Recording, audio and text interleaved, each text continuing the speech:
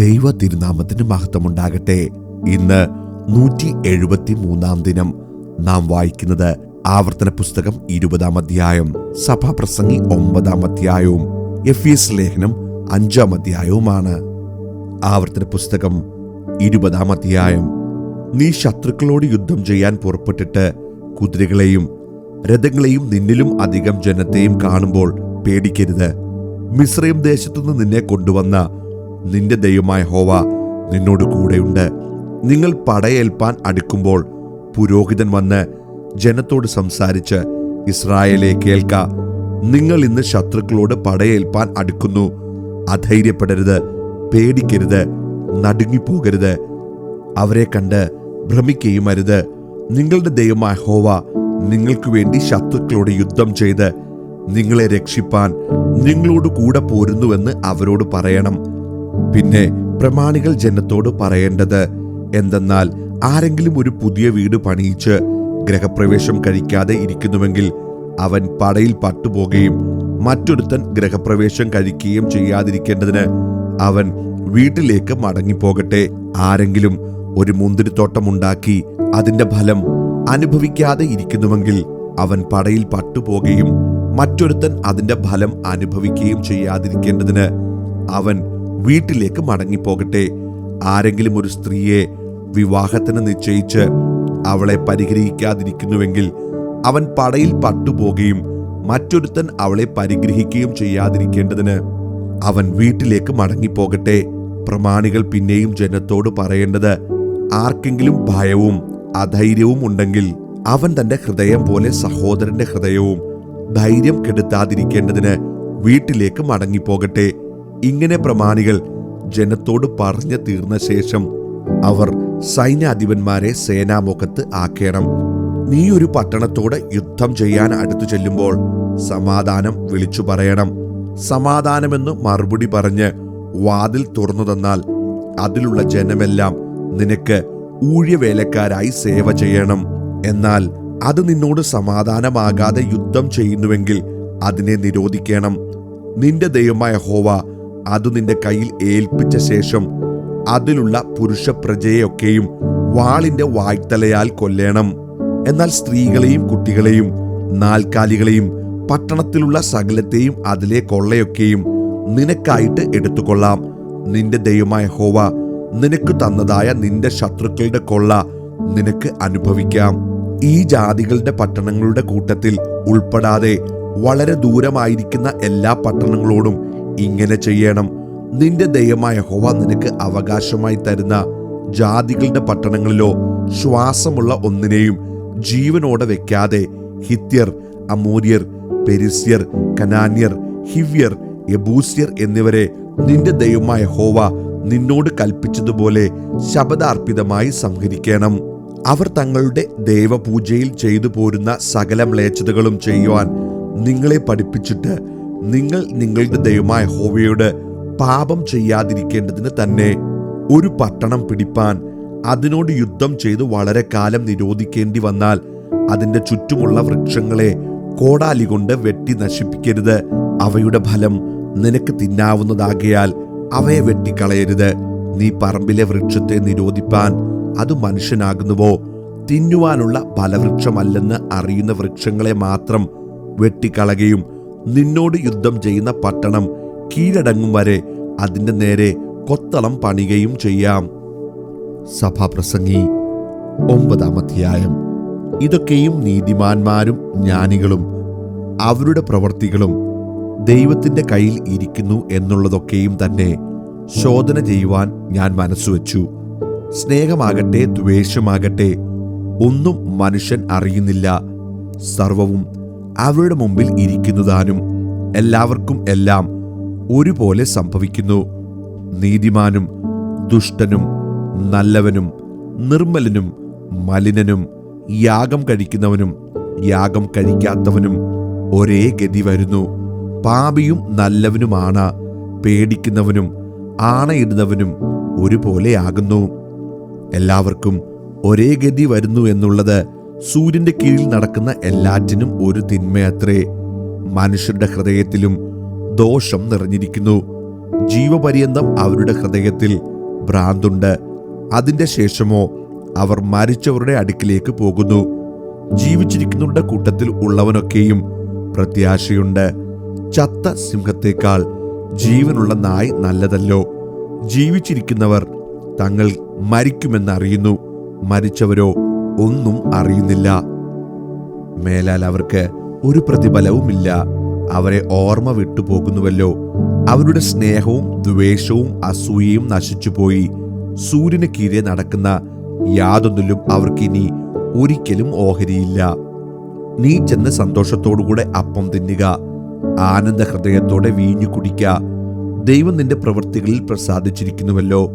നിന്റെ വസ്ത്രം എല്ലായ്പ്പോഴും വെള്ളയായിരിക്കട്ടെ, നിന്റെ തലയിൽ എണ്ണ കുറയാതിരിക്കട്ടെ. സൂര്യന് കീഴെ അവൻ നിനക്ക് നൽകിയിരിക്കുന്ന മായയായുള്ള ആയുഷ്കാലത്തൊക്കെയും നീ സ്നേഹിക്കുന്ന ഭാര്യയോടുകൂടെ മായയായുള്ള നിന്റെ ആയുഷ്കാലമെല്ലാം സുഖിച്ചുകൊള്ളുക. അതല്ലോ ഈ ആയുസ്സിലും സൂര്യന്റെ കീഴിൽ നീ ചെയ്യുന്ന പ്രയത്നത്തിലും നിനക്കുള്ള ഓഹരി. ചെയ്യുവാൻ നിനക്ക് സംഗതി വരുന്നതൊക്കെയും ശക്തിയോടെ ചെയ്യുക. നീ ചെല്ലുന്ന പാതാളത്തിൽ പ്രവൃത്തിയോ സൂത്രമോ അറിവോ ജ്ഞാനമോ ഒന്നും ഇല്ല. പിന്നെ ഞാൻ സൂര്യന് കീഴെ കണ്ടത് വേഗതയുള്ളവർ ഓട്ടത്തിലും വീരന്മാർ യുദ്ധത്തിലും നേടുന്നില്ല. ജ്ഞാനികൾക്ക് ആഹാരവും വിവേകികൾക്ക് സമ്പത്തും സാമർഥ്യമുള്ളവർക്ക് പ്രീതിയും ലഭിക്കുന്നില്ല. അവർക്കൊക്കെയും കാലവും ഗതിയും അത്രേ ലഭിക്കുന്നത്. മനുഷ്യൻ തന്റെ കാലം അറിയുന്നില്ലല്ലോ. വല്ലാത്ത വലയിൽ പിടിപെടുന്ന മത്സ്യങ്ങളെപ്പോലെയും കണിയിൽ അകപ്പെടുന്ന പക്ഷികളെപ്പോലെയും മനുഷ്യർ പെട്ടെന്ന് വന്നുകൂടുന്ന ദുഷ്കാലത്ത് കണിയിൽ കുടുങ്ങിപ്പോകുന്നു. ഞാൻ സൂര്യന് കീഴെ ഇങ്ങനെയും ജ്ഞാനം കണ്ടു. അത് എനിക്ക് വലുതായി തോന്നി. ചെറിയൊരു പട്ടണമുണ്ടായിരുന്നു. അതിൽ മനുഷ്യർ ചുരുക്കമായിരുന്നു. വലിയൊരു രാജാവ് അതിന്റെ നേരെ വന്നു. അതിനെ നിരോധിച്ചു. അതിനെതിരെ വലിയ കൊത്തളങ്ങൾ പണിതു. എന്നാൽ അവിടെ സാധുവായൊരു ജ്ഞാനി പാർത്തിരുന്നു. അവൻ തന്റെ ജ്ഞാനത്താൽ പട്ടണത്തെ രക്ഷിച്ചു. എങ്കിലും ആ സാധു മനുഷ്യനെ ആരും ഓർത്തില്ല. ജ്ഞാനം ബലത്തേക്കാൾ നല്ലതു തന്നെ. എങ്കിലും സാധുവിന്റെ ജ്ഞാനം തുച്ഛീകരിക്കപ്പെടുന്നു. അവന്റെ വാക്ക് ആരും കൂട്ടാക്കുന്നതുമില്ല എന്ന് ഞാൻ പറഞ്ഞു. മൂഢന്മാരെ ഭരിക്കുന്നവന്റെ അട്ടഹാസത്തെക്കാൾ സാവധാനത്തിൽ പറയുന്ന ജ്ഞാനികളുടെ വചനങ്ങൾ നല്ലത്. യുദ്ധായുദ്ധങ്ങളെക്കാളും ജ്ഞാനം നല്ലത്. എന്നാൽ ഒരൊറ്റ പാപി വളരെ നന്മ നശിപ്പിച്ചു കളയുന്നു. എഫെസ്യ ലേഖനം 5-ാം അധ്യായം. ആകയാൽ പ്രിയമക്കളെന്ന പോലെ ദൈവത്തെ അനുകരിപ്പീൻ. ക്രിസ്തുവും നിങ്ങളെ സ്നേഹിച്ച് നമുക്ക് വേണ്ടി തന്നെത്താൻ ദൈവത്തിന് സൗരഭ്യവാസനയായ വഴിപാടും യാഗവുമായി അർപ്പിച്ചതുപോലെ സ്നേഹത്തിൽ നടപ്പീൻ. ദുർനടപ്പും യാതൊരശുദ്ധിയും അത്യാഗ്രഹവും നിങ്ങളുടെ ഇടയിൽ പേർ പറക പോലും അരുത്. അങ്ങനെയാകുന്നു വിശുദ്ധന്മാർക്ക് ഉചിതം. ചീത്തത്തരം, പൊട്ടച്ചൊൽ, കളിവാക്ക്, ഇങ്ങനെ ചേർച്ചയല്ലാത്തവ ഒന്നും അരുത്. സ്തോത്രമത്രേ വേണ്ടത്.